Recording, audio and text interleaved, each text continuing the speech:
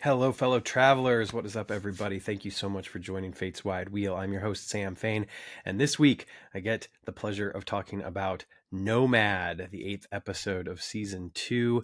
I am really excited about this one. I've been excited about this one for a while. I had a chance to see the script for it, and I'm so thrilled that this one is coming out into the open mid-season finale. It's a great way, a frustrating way in a positive way, to end this first half of the journey for season 2. And there's a lot of really great stuff to talk about, but I'm not going to try to cover everything, and I'm going to do my best, I promise this time, to not talk too long. And the main reason why is because I have some awesome interviews that I cannot wait to share with you. I was able to talk to the writer of this episode, executive producer, co-showrunner Dean Georgaris, and executive producer and writer Drew Lindo. Now, Drew did not write this episode, but Dean wanted him to be here for the interview, and I'm so glad that he was. I love talking to Drew. Drew is fantastic. This is how great Drew is. Drew and his family welcomed their second child this past Monday, and we recorded on Saturday. And I even said at one point, I told him, I was like, hey, no pressure. If you can't be there, it's no big deal. Don't worry about it.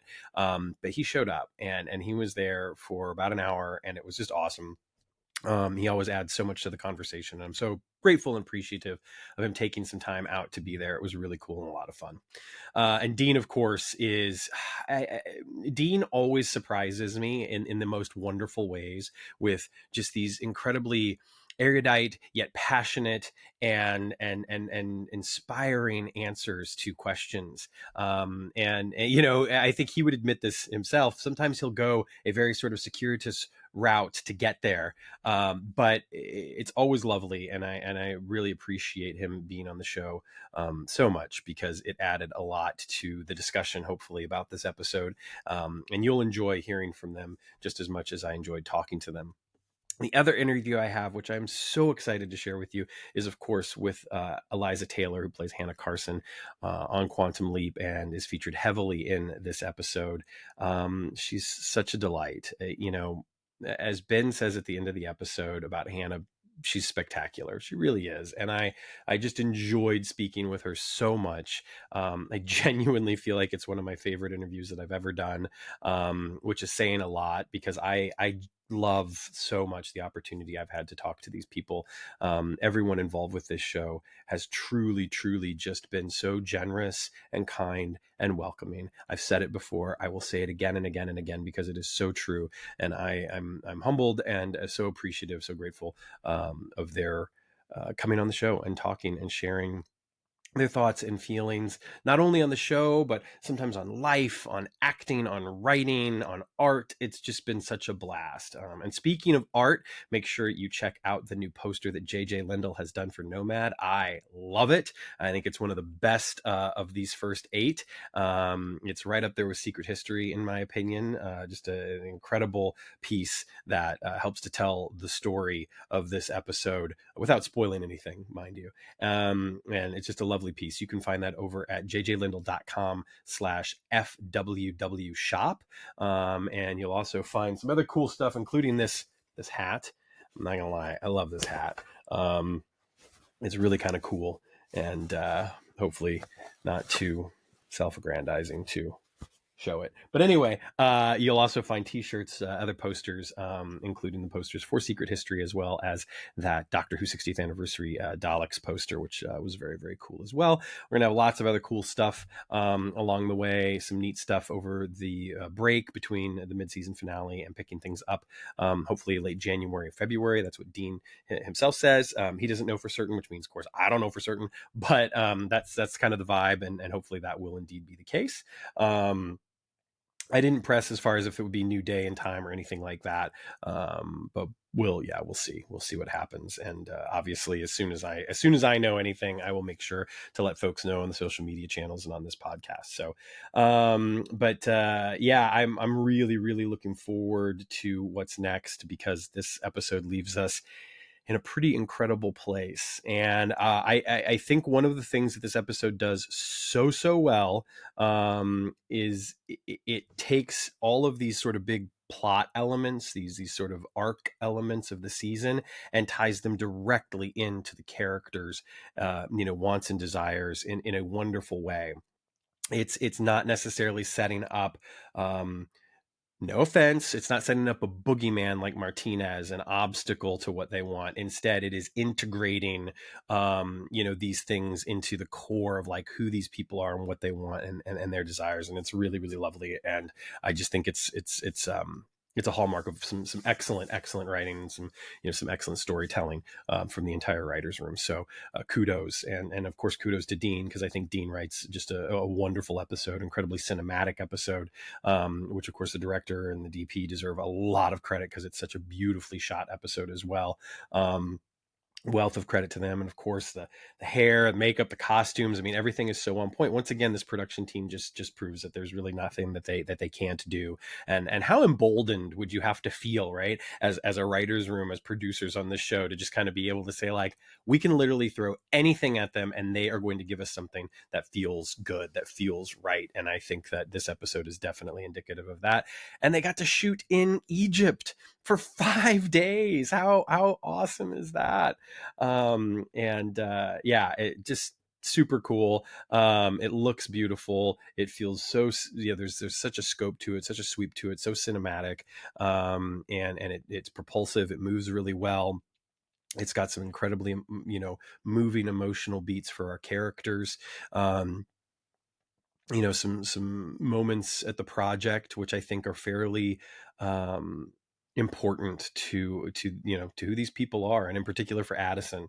There's some big Addison stuff in this episode, and Caitlin is fantastic as always, and of course, I mean, the Ben and Hannah story, I think, just has the way that it's been built, since Closure Encounters into Secret History, and in here, it's incredible. And I really encourage everyone to make sure you listen to those interviews with Dean, and Drew and Eliza, respectively, because the comments and commentary basically that they add enriches, I think, the appreciation for this story and in these moments, even beyond my expectations. So definitely check those out. I can't say that enough. As I say that, I also realize that most likely the Eliza interview will already have like twice as many views as this video. So I appreciate you. If you are a fan of Eliza Taylor and you found Fate's Wide Wheel and you're listening to this and you're watching Quantum Leap because of her, awesome. Stick around. It's only going to get better. I promise. Not just Quantum Leap, but this show too. I mean, Eliza is fantastic. Ray is incredible. There are some moments in this episode that are just,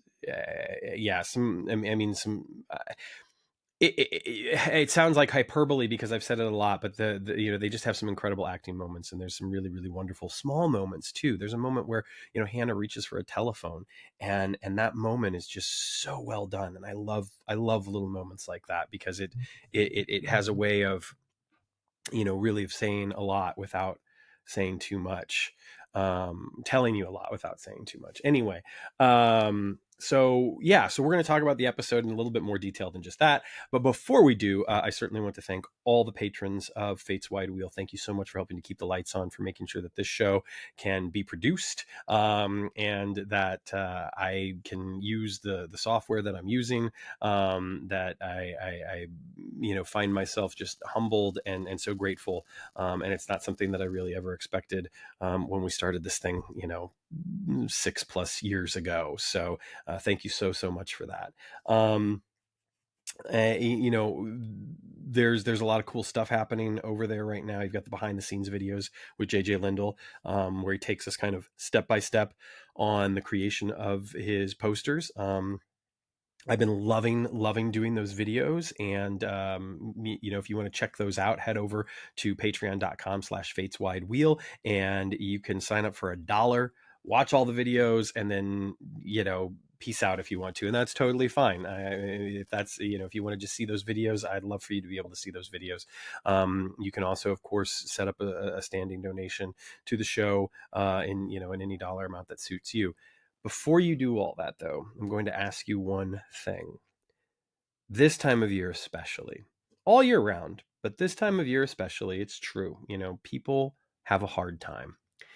If there's anything that you can do in your community to right some wrongs, whether it's donating some time, some money, lending an ear, helping somebody carry the groceries, with their consent, of course, don't just walk up to somebody and take their groceries, because that could go wrong. Please do help to right some wrongs this season, and whatever you can do in your community to help out, to make the world a little bit better. I would be grateful for that, because I know that there are people in need. I have been in need, and I have found help in unlikely places that has just been helpful. So if you're able to do that in any way, awesome. And if you are in need, now's the time to see if you can say yes to help that might be around you. I know it's hard. But yeah, do what you can.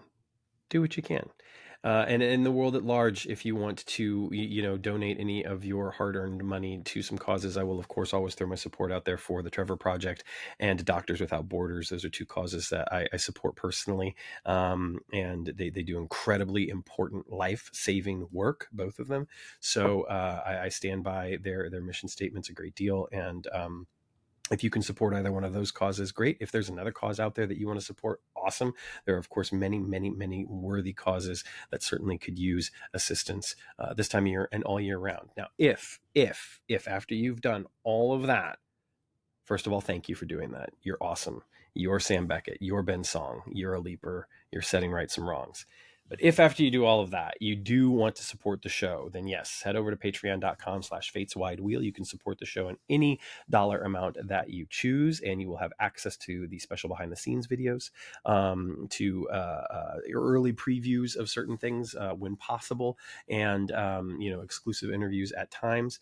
You will also get early access to any non-episode related interviews, and there are going to be some other surprises on the horizon, including potentially maybe some discounts. So check that out. Stick around. Things are going to get interesting in 2024. I certainly hope. Thank you all so much for supporting the show. I really appreciate it. Whether you're here watching, you're hitting that like button, you're hitting subscribe, please do that. That would be awesome. Leaving a comment. I appreciate the comments so much. I don't get the chance to answer them all the time. I'm really busy right now, but I see them, I read them, I try to love them when I can. Love. And I'm grateful for all of you for tuning in, for giving up your valuable time just to listen to the show, much less anyone who is donating their money. So thank you so much. I really appreciate it. All right.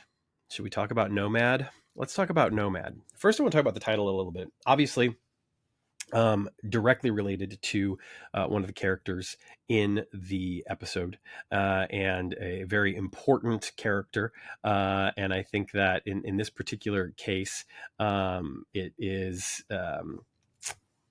it's a title that, much like Lonely Hearts Club, applies even beyond that. But let's talk about the character for a moment. Layla, who's played by Azita Ganizada. I think just what a wonderful guest performance. Azita is fantastic. Layla is a great character. And the thing that I love is that there's some nuance to the role.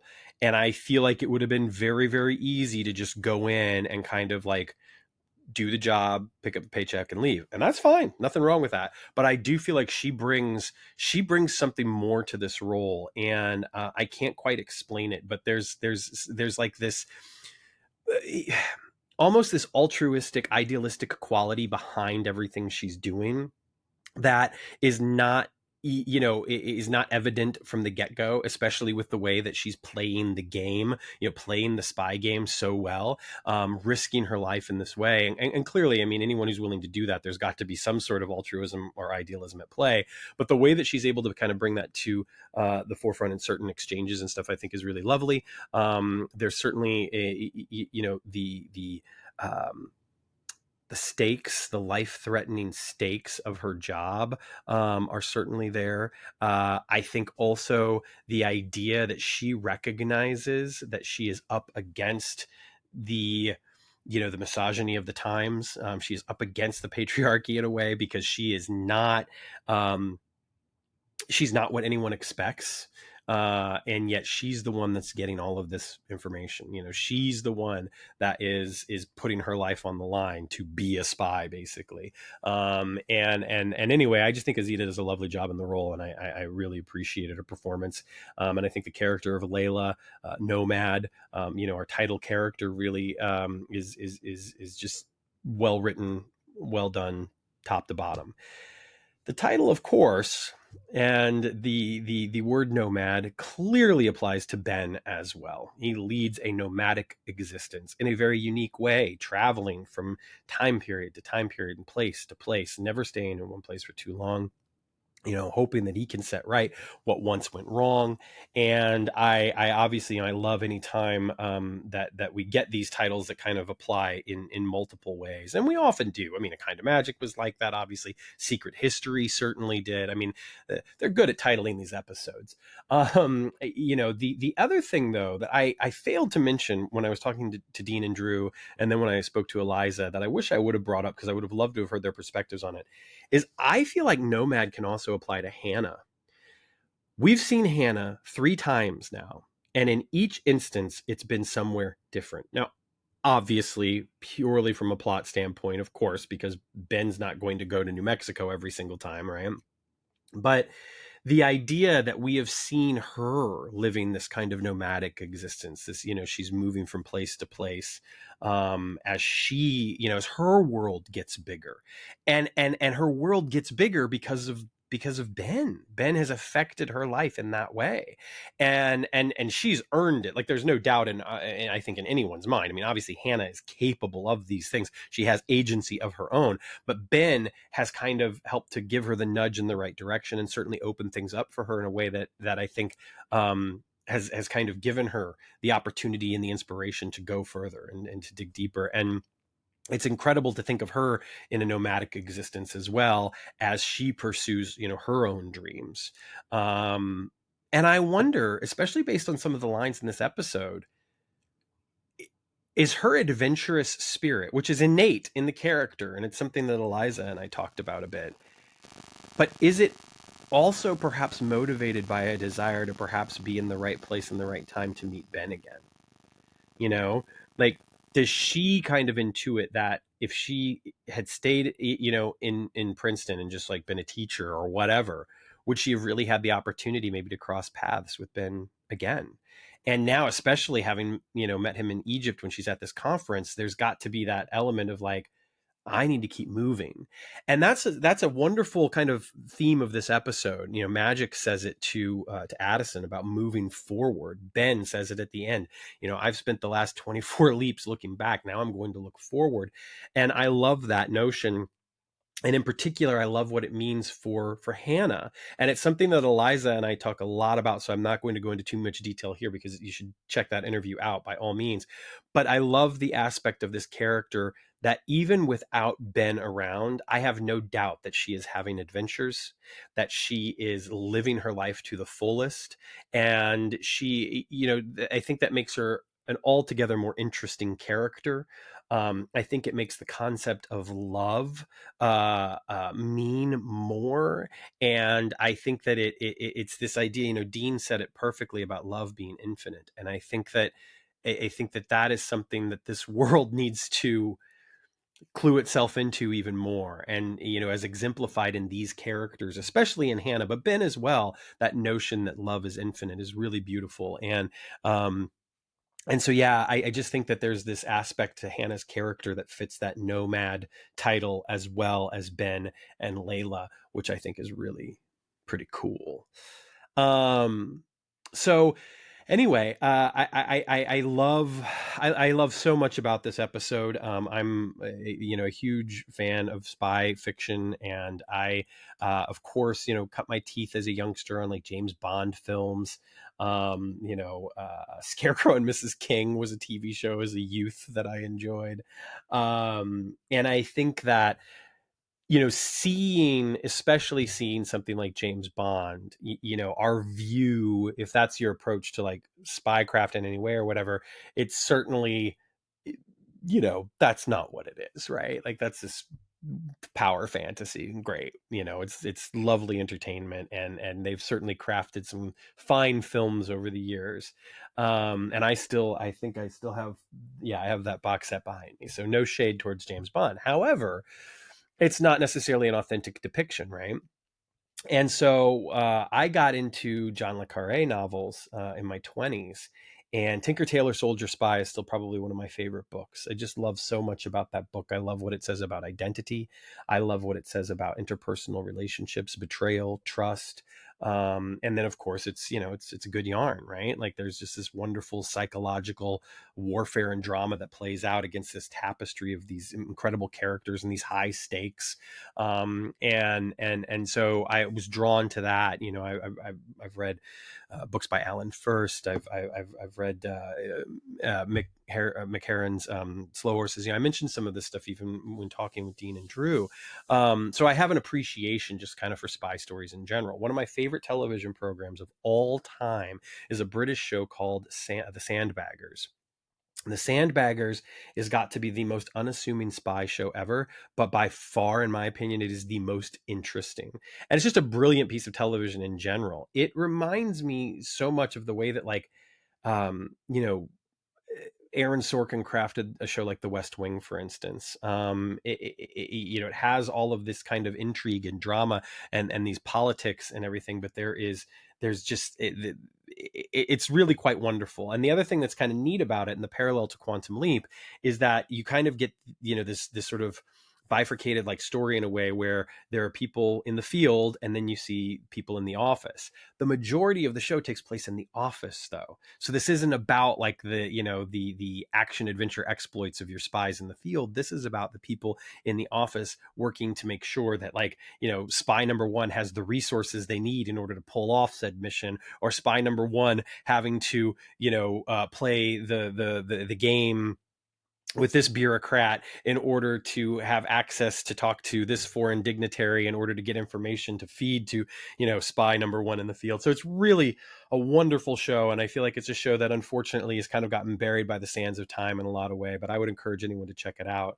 So that said, coming into Nomad, I had an interest right away. I was excited about getting this spy story, and, knowing what I know of Dean, I just kind of anticipated that it would probably be more in the vein of kind of that sort of thing and less in the vein of the James Bond sort of thing. What I love is I felt like it was definitely able to kind of bridge that gap, and that we got a great sense of kind of some of that, that nitty gritty John le Carre-esque sort of, the politics of it all, the psychology of it all, the personality of it all, the idea that everybody might be working on the same side, but they're not always on the same team, and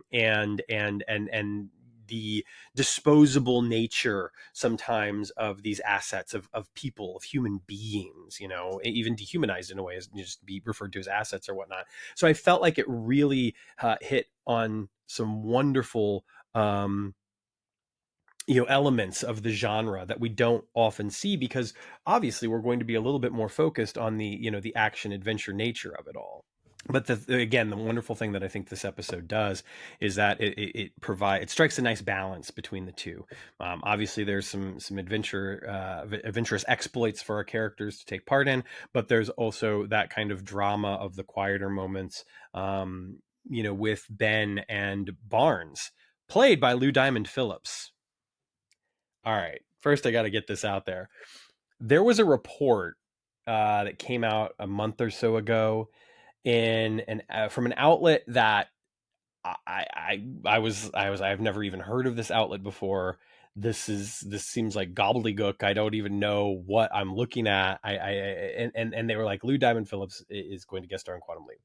And you know, I've said this before. Like, yes, I've had conversations with people working on the show fairly frequently, and I was aware of some of the guest stars that were coming this season.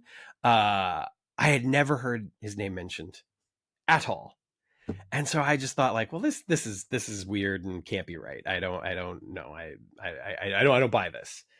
And then, of course, there he is, you know, sitting there as I'm watching the episode, and I was like, holy shit.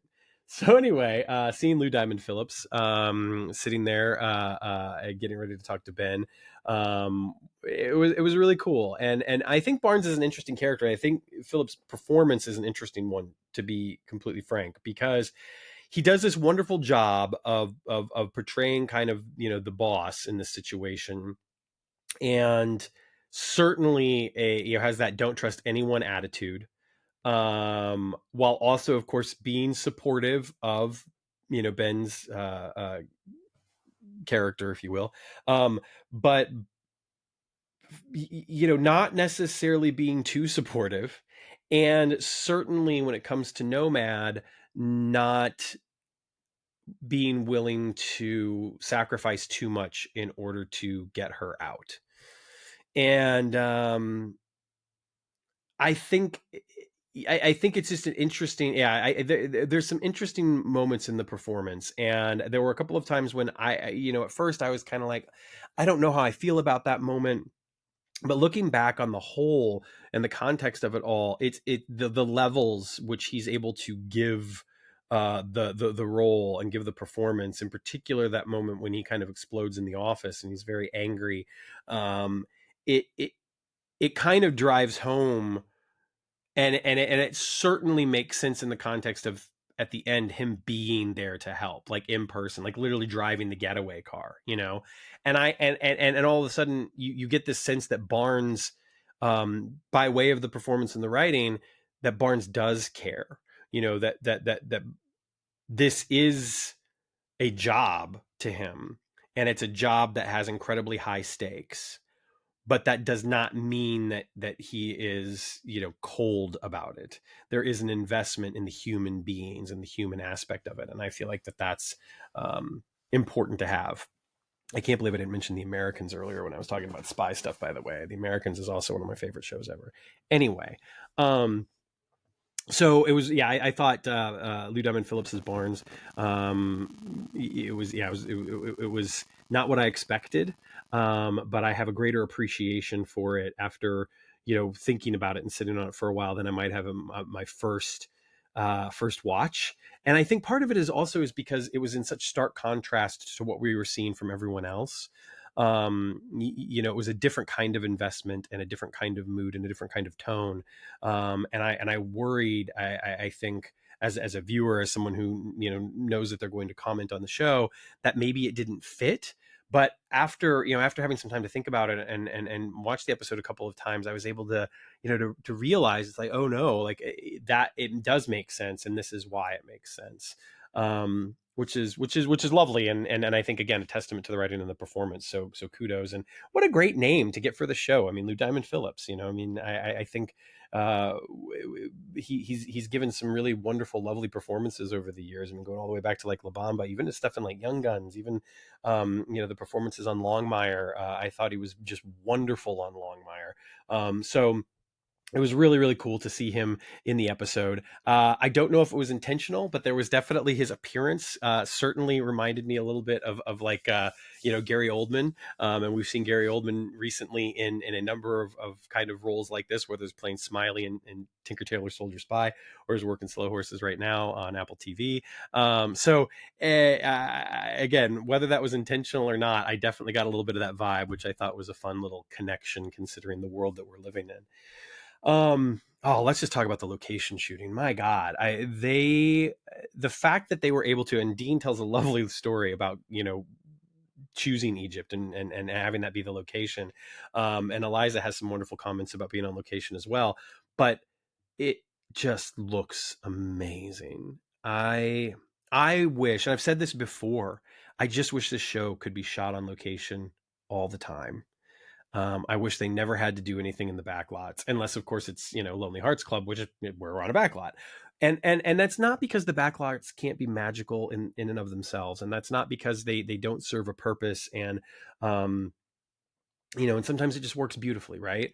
But when this show shoots on location, it's a wonder. It's something to behold, in my opinion. And obviously this is taking it a step further, and being in Egypt. I mean, it does. I feel like I'm in a movie theater, when I'm watching this episode, because of the nature of, the location shooting and the cinematography. I think Anna, the director of photography, I mean, she just does some beautiful, beautiful stuff. The lighting in this episode on a number of occasions is gorgeous, and Chris Grismer's direction is just out of this world. I mean, this is such a well crafted episode, that goes beyond, with all due respect to what we've seen previously, that goes beyond just about anything else we've seen from this show. Um, the color palette is obviously going to be, that very kind of yellowish, thing, to like, we're in the desert, but there's just so much of it. The visual presentation is delicious, quite frankly. And I just think it's such a lovely, well shot, well directed, well crafted episode from that standpoint. And being able to be in Egypt for a story that takes place in Egypt, and shoot in, on these streets, and shoot in front of the pyramids. I mean, my gosh, like, it's just amazing. And you hear, you can hear, like, Eliza talking about being there, and just how cool that was. So yeah, amazing stuff. So I'm not going to go story beat by beat, because again, the conversations that I had, we talk a bit about the stories, but I will say that I focus a lot kind of on the romance aspect, the character of Hannah, and kind of setting up some of what's to come in those interviews. So I will try to focus a little bit more on kind of the leap plot in this conversation, because I love so much about the storytelling with the leap. And Addison being the observer again, everything she's able to bring to the table with her experience, from being in the military, of course, Caitlin, being in military intelligence, like, she clearly gets this world, and so I think it's wonderful to see Addison in these moments when she is engaged in a way that is very confident and very, not that she doesn't always have that air of confidence. I think that's just a part of her personality, innately. But there's something about some of the scenes in this episode where it just feels like she knows, she knows what she's doing. She knows what to tell Ben. And in this instance, the cool thing is, especially in contrast to what we saw, like in episode 3, for instance, Ben is listening. But their rapport has also changed, which I really appreciate. I appreciate the nature of, this kind of new give and take between the two of them, that is different from what we saw in season 1, and clearly it's different from what we saw in, like, episodes 3 and 4. So yeah, it was a great episode to kind of have her back in as the observer, and and seeing her be there for Ben, and seeing Ben receive her in a positive way, but in a different way than before. So, kudos to the pair of them. I mean, Ray and Caitlin are fantastic. And again, I think the writing certainly, it's like when you have good writing, right? But there's something about this that I do feel like it's more the actors, because you kind of, to imbue that quality in these exchanges, it could be very easy to just slip back into the old pattern, but they don't do that. And that's really nice. Of course, the other aspect we have here at play, which is phenomenal, is the addition of Hannah now. And so we have all 3 of them on screen together at the same time. Only Hannah can't see or hear Addison. And there are some moments where the humor, we definitely lean into the humor a little bit more, than perhaps I don't know. Then perhaps we had at other moments, but it makes a lot of sense, and it's really lovely, and it's cute and it's fun. The game of kind of like telephone that gets played with the beautiful woman comment is lovely. The idea that Addison is clearly developing an appreciation for Hannah and is maybe a little threatened by her, and I think we've gotten a sense of that before in Secret History, but here now all of the sudden Addison is having to deal with something that she probably never expected, right? And she never expected to see Ben again either. So she's been thrown for a few loops, but acclimating herself to Ben's return, affirming her relationship with Tom, going forward as the observer. I mean, it says a lot about a human being to be able to kind of like do those things in the face of what's happened over the course of this season to her already.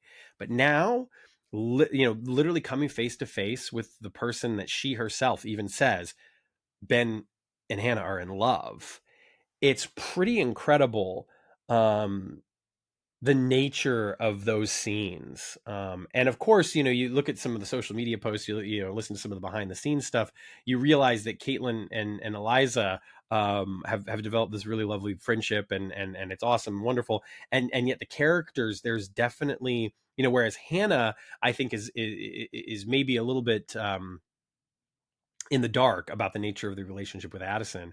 In this instance, Addison knows what's up across the board, and so it's creating a very interesting dynamic for her. And I don't think that it's not a case of, oh, now Ben's with somebody else and I want him back. I don't think that's it at all. I don't think that they would play something so petty. Both Caitlin as an actor and the writing room, but like I feel like there's definitely this element of, you see somebody moving on in an unexpected fashion, and it affects you, and we see her affected, and it's really nice. And we have this great exchange between Hannah and Ben about, I love you, and yet it's a different sort of thing, and it's that reminder too that love is.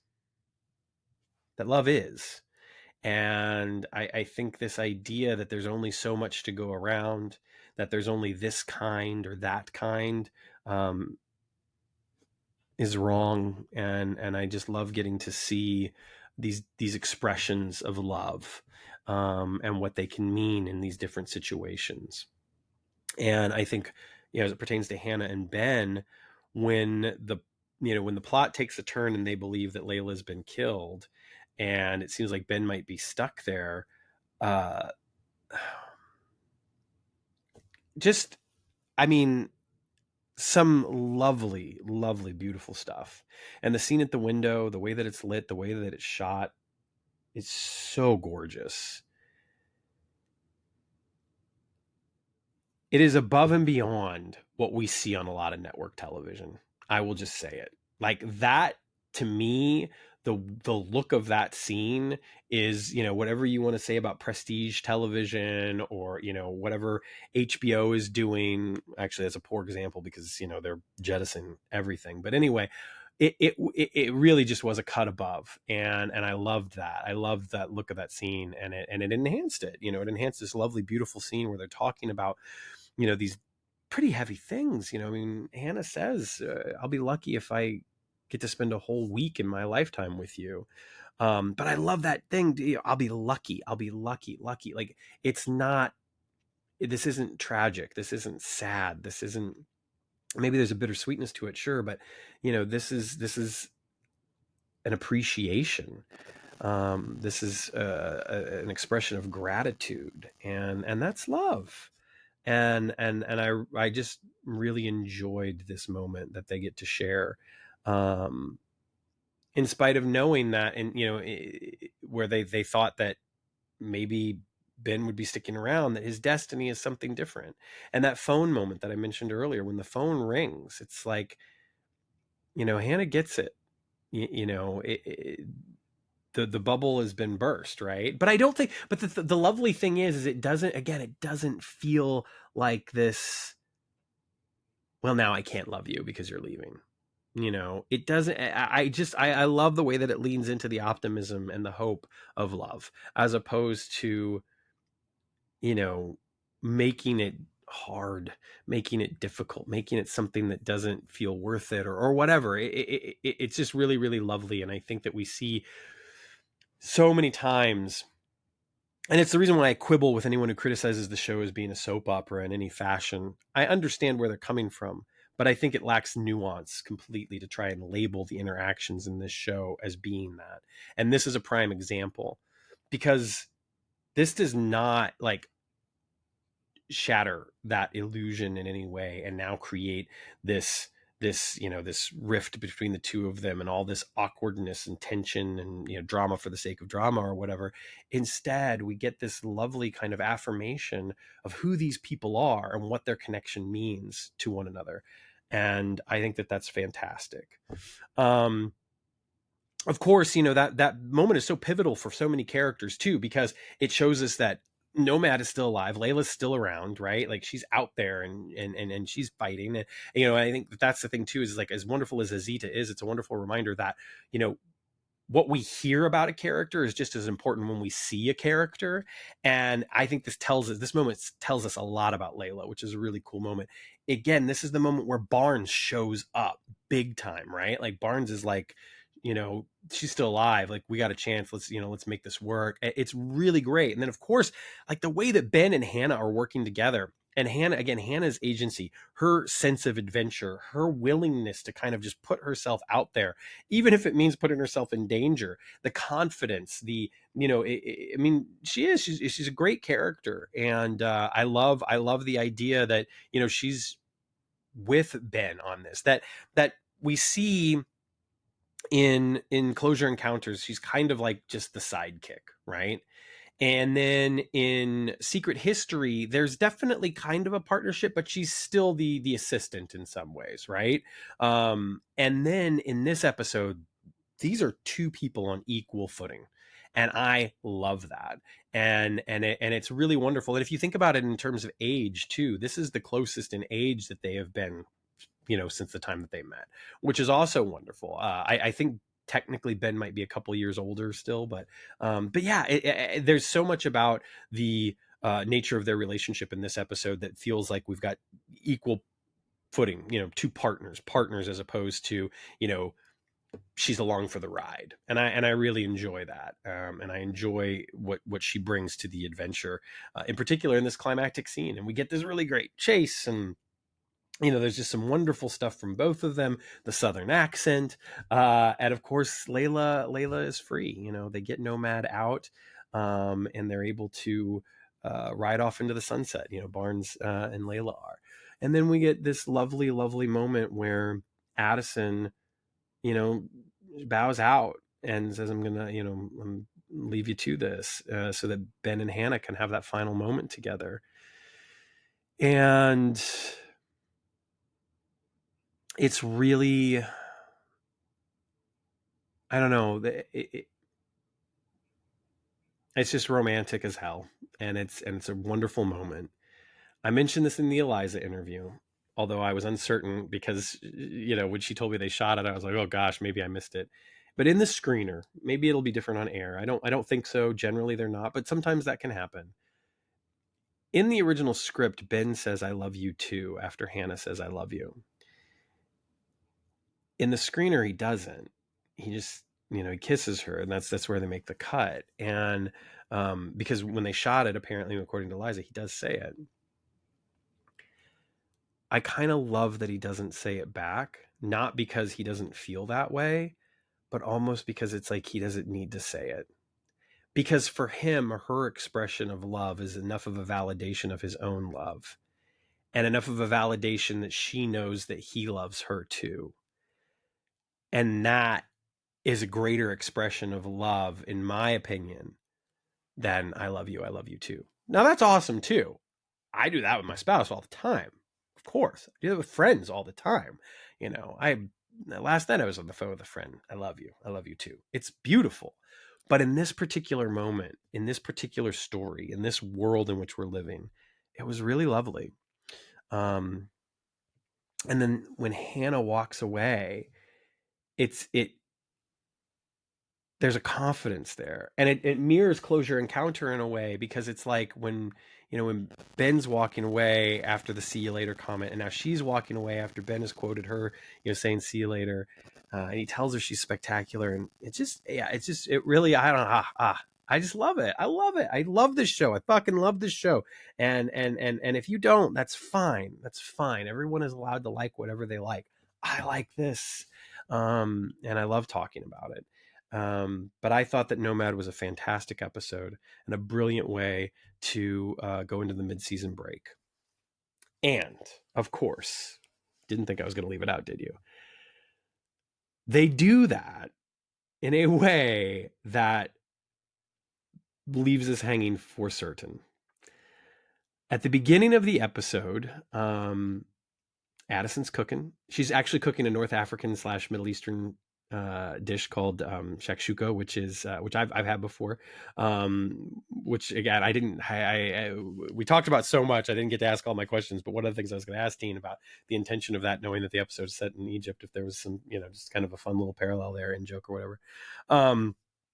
And they're talking about timing and spices, and again, in a show about time travel, in a show where the timing clearly didn't work out for Addison and Ben, but now the timing is working out for Ben and Hannah in a way, it's fascinating, interesting, fun. Let me put it that way.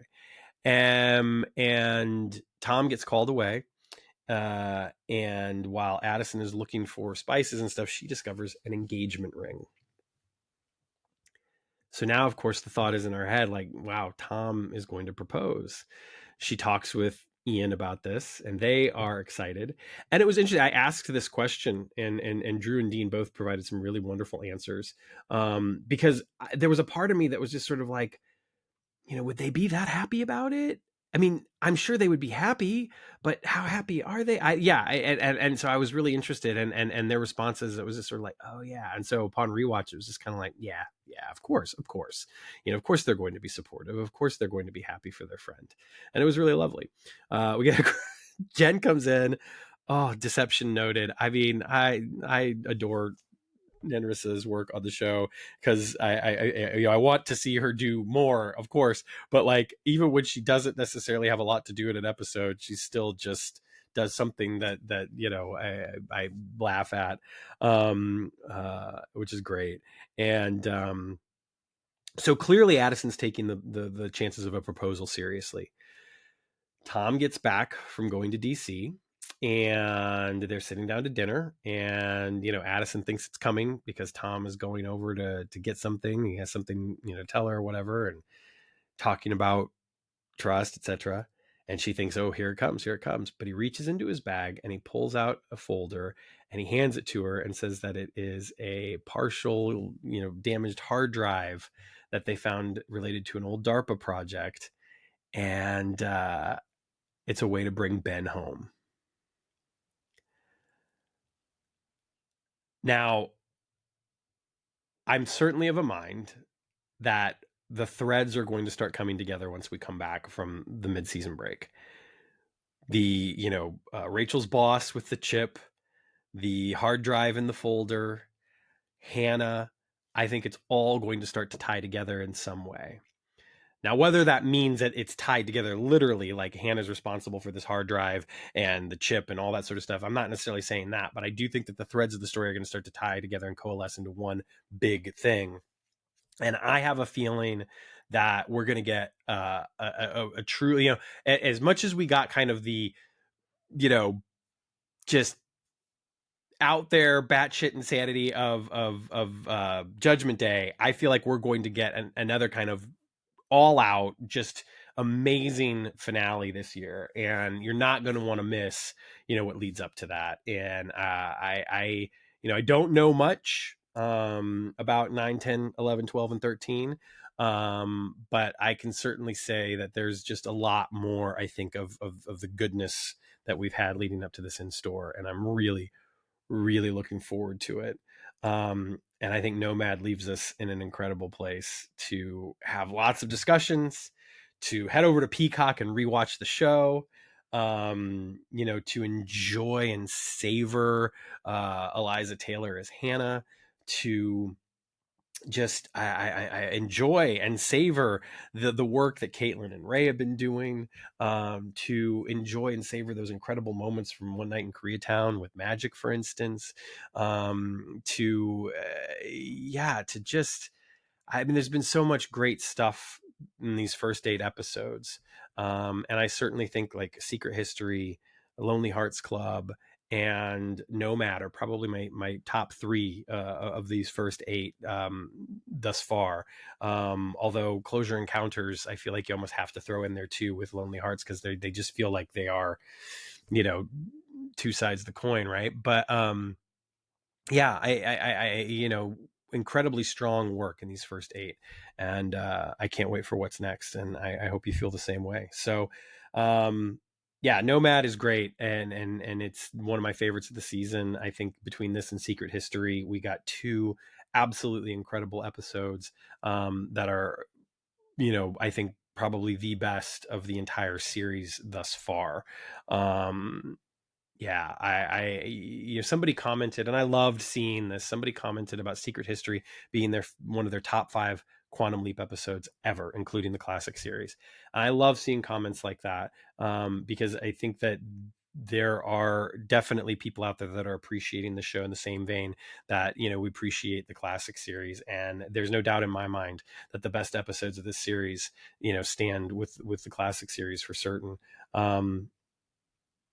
Because there are some episodes of the classic series that we could write about, but I don't. But Matt Dale does, and you should head over and support his Kickstarter for Beyond the Mirror Image Volume 3. Of course, you can also head over to forevertv.co.uk for information about all of his books, including getting the print-on-demand versions of Volume 1 and Volume 2. Volume 2, of course, covers the Revival series, the entire first season, which is awesome.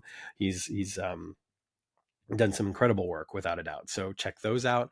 Speaking of which, Quantum Leap podcast has interviews this week with Dean Georgeris as well. They also have Ray and Caitlin and Mason and Nenrissa on the show, which is awesome. So yeah, good stuff all around. Lots and lots for fans of this show to indulge in and take a look at.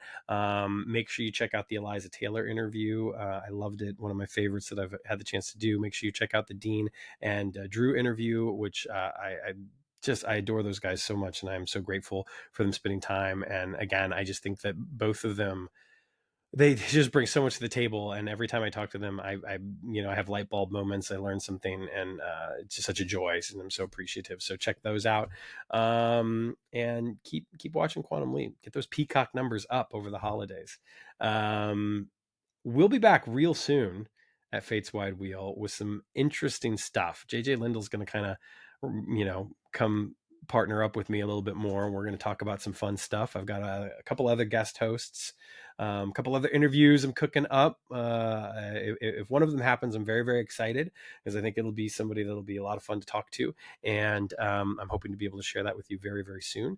And yeah, there'll be more. Hopefully we'll get a chance to talk to, during the break, maybe get Dean back on the show and talk a little bit more just about the first 8 as a whole, and something like that. So stay tuned, like, subscribe, comment, make sure you follow over on Instagram and on Twitter, X, whatever you want to call it. Those are definitely the best places for social engagement right now with Fate's Wide Wheel. And yeah, keep your eyes and ears peeled. Stay tuned to the YouTube channel. Obviously the podcast, still going out weekly, but there's going to be some extra stuff, on the YouTube channel that doesn't always necessarily make it over to podcast, because it'll be very visual based, like some of the chats and previews that I have with JJ and stuff. So stay tuned. Thank you so much for all of your support. Thank you, patrons. Thank you for watching. Thank you for downloading. Thank you for listening. Take care of yourselves. Take care of one another. Stay safe out there. Happy holidays. And remember, always, always leap responsibly.